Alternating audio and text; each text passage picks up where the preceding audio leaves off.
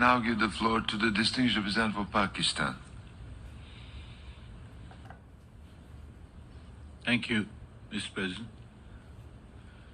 Mr. President, the Pakistan delegation aligns itself with the statement which has been made by the distinguished representative of Italy on behalf of the Uniting for Consensus group. I would like to, first of all, thank both the co-chairs, Ambassador Warnica of Poland and Ambassador Altani of Qatar, for the splendid way in which they have guided the work of the IGN this year in difficult circumstances. I would also like to add my voice to express my gratitude to you for the open and consultative process of leadership which you have provided not only to the IGN process but to all processes within the General Assembly.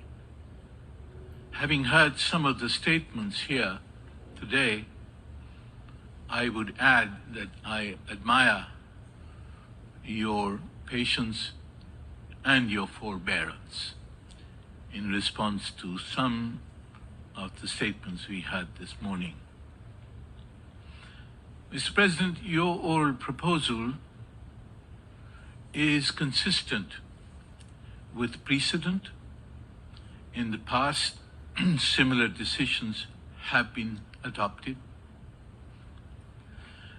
These decisions reflect the widest possible agreement, as does your proposal. It is balanced, and the tradition is to adopt these decisions by consensus. It is therefore most regrettable that some delegations have chosen to continue their divisive efforts in the IGN to carry these forward into the General Assembly. They are promoting partisan objectives, and these are transparent in their effort to add amendments which they are quite aware would be unacceptable to a large membership of the General Assembly. These are not procedural amendments. They touch on substance and the process of the IGN itself. And this process of the IGN should not be reopened, since we have the co-chair's paper. The IGN process is a member-driven process. The co-chair's paper reflects their own understanding of the convergences and divergences among member states on the issue of Security Council reform. The positions, the understanding of the co-chairs cannot form the basis for negotiations. Indeed, the co-chairs have not asked for this, contrary to what has been asserted in some statements here. Read the letter of 12th May. It does not talk about the document becoming a basis for negotiations. It is quite clear that the co-chair's document also does not reflect the positions of various parties in a balanced or comprehensive way. We have heard the African position with regard to the omission of the Sirte Declaration. The UFC's position likewise is not fully or comprehensively reflected in the co-chair's paper. And therefore, it is and cannot become a basis for negotiations.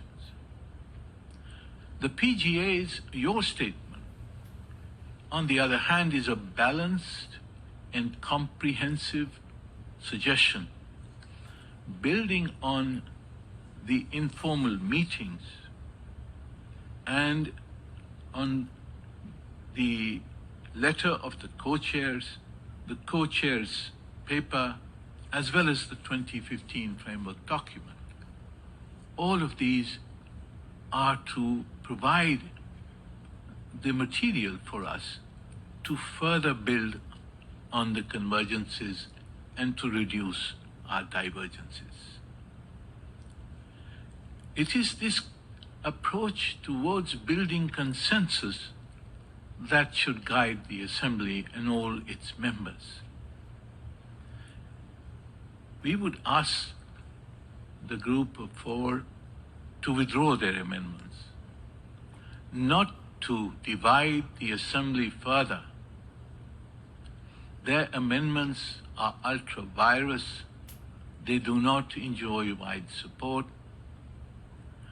And if we are pushed to a vote, it will erode the objective of Security Council reform and set it back by many years.